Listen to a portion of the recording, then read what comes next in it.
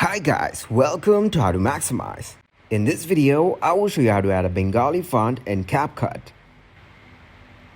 First of all, open up the Capcut app. Then click on Video from Edit. Hold on the video from the timeline and expand it.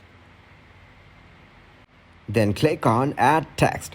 Here you can add text with different font size and style.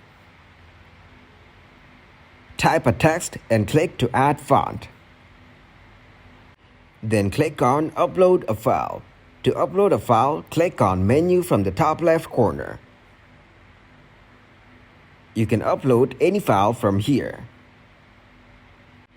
Then go back to your text editing. You can choose the English option from here.